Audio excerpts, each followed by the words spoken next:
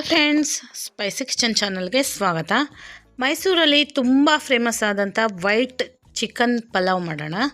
ಇದನ್ನು ಮಟನಲ್ಲೂ ಮಾಡ್ಬೋದು, ಇನ್ನೂ ಟೇಸ್ಟಿಯಾಗತ್ತೆ. ನಾನಿಲ್ಲಿ ಚಿಕನಲ್ಲಿ ಟ್ರೈ ಮಾಡಿದ್ದೀನಿ, ತುಂಬ ಟೇಸ್ಟಿಯಾಗಿ ಬಂದಿತ್ತು.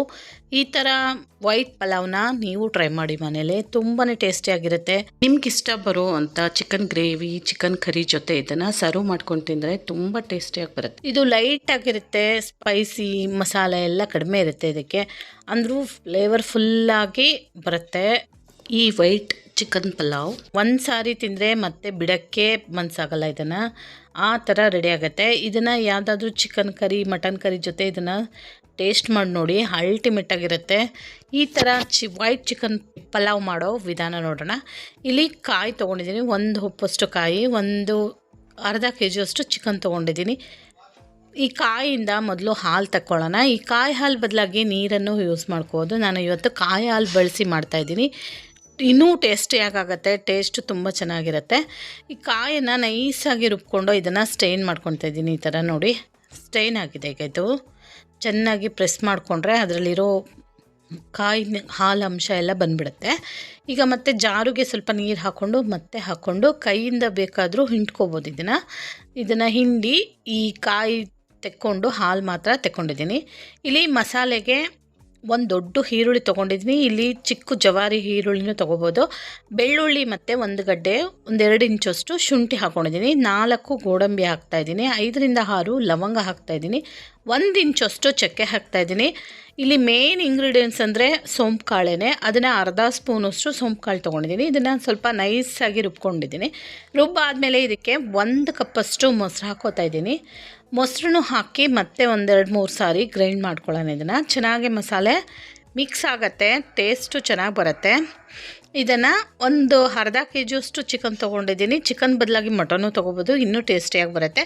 ಈ ಚಿಕನ್ಗೆ ಸ್ವಲ್ಪ ಉಪ್ಪು ಹಾಕ್ಕೊಳ್ಳೋಣ, ರುಚಿಗೆ ಬೇಕಾಗುವಷ್ಟು. ಅದಕ್ಕೇ ಈ ರುಬ್ಕೊಂಡಂಥ ಮಸಾಲೆ ಹಾಕ್ಕೊಂಡು ಕೈಯಿಂದ ಚೆನ್ನಾಗಿ ಕಲಿಸ್ಕೋಬೇಕು. ಚೆನ್ನಾಗಿ ಅದು ಚಿಕನ್ ಪೀಸಸ್ಗೆ ಮಸಾಜ್ ಥರ ಮಾಡಬೇಕು, ಹಾಗಾದ್ರೇ ಚೆನ್ನಾಗಿ ಹಿಡಿಯುತ್ತೆ ಅದಕ್ಕೆ ಮಸಾಲೆ. 20 ನಿಮಿಷಗಳಿಂದ ಅರ್ಧ ಗಂಟೆ ಟೈಮು ನೆನೆಸಿಡಬೇಕು. ಇಲ್ಲಿ ನೋಡಿ, ಜೀರಾ ರೈಸ್ ತೊಗೊಂಡಿದ್ದೀನಿ. ಜೀರಾ ರೈಸಲ್ಲಿ ಮಾಡೋದ್ರೆ ತುಂಬ ಟೇಸ್ಟಿಯಾಗಿರುತ್ತೆ. ಹೋಟೆಲ್ಗಳಲ್ಲೆಲ್ಲ ಇದನ್ನು ಜೀರಾ ರೈಸಲ್ಲೇ ಮಾಡ್ತಾರೆ. ಇದು ಜೀರಿಗೆ ಅಷ್ಟು ಚಿಕ್ಕದಾಗಿರುತ್ತೆ, ಫ್ಲೇವರ್ಫುಲ್ಲಾಗಿರುತ್ತೆ. ಮತ್ತು ಬಾಸುಮತಿ ರೈಸನ್ನು ತೊಗೊಂಡಿದ್ದೀನಿ. ಇಲ್ಲಿ ನಾನು ಜೀರಾ ರೈಸ್ ಬಳಸ್ತಾ ಇಲ್ಲ, ನಾನು ಬಾಸುಮತಿ ರೈಸಲ್ಲಿ ಮಾಡ್ತಾಯಿದ್ದೀನಿ, ಇನ್ನೂ ಚೆನ್ನಾಗಾಗುತ್ತೆ. ಇದನ್ನು 1 ಕಪ್ಪಷ್ಟು ಅಳತೆ ಪ್ರಕಾರ ತೊಗೋತಾ ಇದ್ದೀನಿ. 1 ಲೋಟ ಇದೆ ನೋಡಿ, ಇದು ಸುಮಾರು 1/4 kg ಇದೆ. ಈ ಅಕ್ಕಿನ ನೀಟಾಗಿ ತೊಳ್ಕೊಂಡು ಇದಕ್ಕೆ ಸ್ವಲ್ಪ ನೆನೆಯೋಕ್ಕಿಡೋಣ, ಮತ್ತು ಚಿಕನ್ನು ನೆನೆಯೋಕ್ಕಿಡೋಣ. 1 ಗಂಟೆಗಳ ಕಾಲ ಇದನ್ನು ನೆನೆಸಿಡಬೇಕು. ಇಲ್ಲಿ ಒಂದು ಕುಕ್ಕರ್ ಇಟ್ಕೊಂಡು ಒಂದು ಸ್ವಲ್ಪ ಆಯಿಲ್ ಹಾಕ್ಕೊತಾ ಇದ್ದೀನಿ, 5-6 ಸ್ಪೂನಷ್ಟು ಹಾಕ್ಕೊಂಡಾದ್ಮೇಲೆ ಇದಕ್ಕೆ 5-6 ಗೋಡಂಬಿ ಹಾಕ್ಕೊತಾ ಇದ್ದೀನಿ.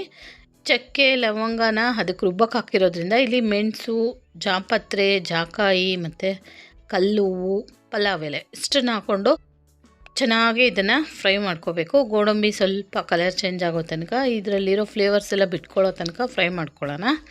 ಫ್ರೈ ಆದಮೇಲೆ ಇದಕ್ಕೆ 10-15 ಹಸಿಮೆಣ್ಸಿನ್ಕಾಯಿ ಹಾಕ್ಕೋತಾ ಇದ್ದೀನಿ. 1 ಮುಷ್ಟಿಯಷ್ಟು ಪುದೀನ ಸೊಪ್ಪನ್ನು ಹಾಕ್ತಾಯಿದ್ದೀನಿ. ಇದನ್ನು ಚೆನ್ನಾಗಿ ಮತ್ತೆ 1-2 ಸೆಕೆಂಡು ಫ್ರೈ ಮಾಡ್ಕೋಬೇಕು. ಇದರಲ್ಲಿರೋ ಖಾರ ಮತ್ತು ಪುದೀನ ಸೊಪ್ಪಿನ ಫ್ಲೇವರು ಬಿಟ್ಕೋಬೇಕು ಆಯಿಲ್ಗೆ, ಅಲ್ಲಿ ತನಕ ಫ್ರೈ ಮಾಡಿದ್ದೀನಿ.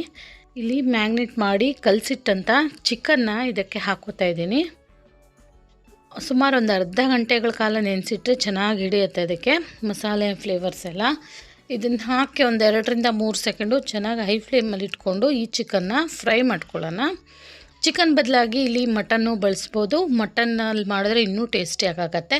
ಚೆನ್ನಾಗಿ ಮಿಕ್ಸ್ ಮಾಡಿಕೊಂಡು ಒಂದು 5-6 ಸೆಕೆಂಡು ಇದಕ್ಕೇ ಮಿಕ್ಸರ್ ಜಾರಿಗೆ 1 ಕಪ್ಪಷ್ಟು ನೀರು ಹಾಕ್ಕೊಂಡು ಇದಕ್ಕೆ ಹಾಕ್ತಾಯಿದ್ದೀನಿ. ಬೇಯೋಕ್ಕೆ ಬೇಕಾಗುವಷ್ಟು ಹಾಕ್ಕೊಂಡು ಕುಕ್ಕರ್ ಲಿಡ್ನ ಕ್ಲೋಸ್ ಮಾಡಿ 2-3 ವಿಸಿಲ್ ಬರ್ಸ್ಕೊತಾ ಇದ್ದೀನಿ. ಇದು ಚೆನ್ನಾಗೆ ಬೇಯಬೇಕು, ಚೆನ್ನಾಗಿ ಸಾಫ್ಟಾಗಿ ಬೇಯಲಿ ಚಿಕನ್ನು.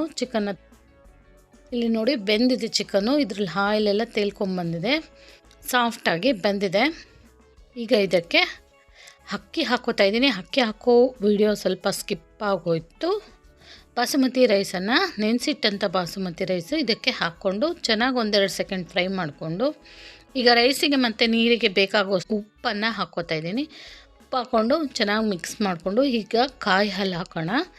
1 ಲೋಟ ಬಾಸುಮತಿ ರೈಸಿಗೆ 1.5 ಲೋಟದಷ್ಟು ಕಾಯಿ ಹಾಲನ್ನು ಬಳಸ್ತಾ ಇದ್ದೀನಿ ನಾನಿಲ್ಲಿ. ಅದರಲ್ಲಿ ಚಿಕನಲ್ಲಿ ಸ್ವಲ್ಪ ನೀರಿರೋದ್ರಿಂದ 1/4 ಲೋಟದಷ್ಟು ಕಾಯಿ ಹಾಲು ಹಾಕ್ಕೋತಾ ಇದ್ದೀನಿ. ಕಾಯಿ ಹಾಲು ಬದಲಾಗಿ ನೀರನ್ನು ಹಾಕ್ಕೋಬೋದು. ಇದನ್ನು ಒಂದು ಸಾರಿ ಚೆನ್ನಾಗಿ ಮಿಕ್ಸ್ ಮಾಡಿಕೊಂಡು ಕುದಿಯೋಕ್ಕೆ ಬಿಡೋಣ. 10 ನಿಮಿಷ ಚೆನ್ನಾಗೇ ಕುದಿಬೇಕು. ಇದು ಚಿಕನ್ನು ಮತ್ತು ನಾವು ಹಾಕಿರೋ ಕಾಯಿ ಹಾಲು ಎಲ್ಲ 10 ನಿಮಿಷ ಕುದ್ದಾದಮೇಲೆ ಇದನ್ನು ನೋಡಿ 3/4% ಕಡಿಮೆ ಆಗಿದೆ. ಇದು ಒಂದು ಪ್ಯಾನ್ ಇಟ್ಕೊಂಡು ಅದು ಚೆನ್ನಾಗಿ ಕಾಯಿಸ್ಕೊಂಡು ಅದ್ರ ಮೇಲೆ ಇದನ್ನಿಟ್ಟು ಕುಕ್ಕರ್ ಲಿಡ್ನ ಪೂರ್ತಿಯಾಗಿ ಮುಚ್ತಾ ಇಲ್ಲ, ಸುಮ್ಮನೆ ಕ್ಲೋಸ್ ಮಾಡ್ತಾ ಇದ್ದೀನಿ. ಅದು ಫ್ರಿಜ್ಜಲ್ಲಿ ಹೊರಗಡೆ ಹೋಗಬಾರ್ದು ಅಂತ ಮುಚ್ಚಿ ಇದನ್ನು ಮತ್ತೆ 15 ನಿಮಿಷಗಳ ಕಾಲ ದಮ್ ಮಾಡಿಕೊಂಡ್ರೆ ಈ ಚಿಕನ್ ಬಿರಿಯಾನಿ ರೆಡಿ ಆಗುತ್ತೆ. ಲಾಸ್ಟಲ್ಲಿ ಒಂದು ಸ್ವಲ್ಪ ಕೊತ್ತಂಬರಿ ಸೊಪ್ಪು ಹಾಕ್ಕೊಂಡು ಚಿಕನ್ ಪಲಾವ್ನ ಮಿಕ್ಸ್ ಮಾಡಿಕೊಂಡು ಸರ್ವ್ ಮಾಡಿಕೊಂಡ್ರೆ ಮೈಸೂರು ಶೈಲಿಯ ಚಿಕನ್ ಪಲಾವ್ ರೆಡಿ ಆಯಿತು. ನಿಮಗೆ ನನ್ನ ವಿಡಿಯೋ ಇಷ್ಟ ಆದರೆ ಪ್ಲೀಸ್ ಲೈಕ್ ಮಾಡಿ, ಶೇರ್ ಮಾಡಿ, ಸಬ್ಸ್ಕ್ರೈಬ್ ಮಾಡ್ಕೊಳ್ಳಿ.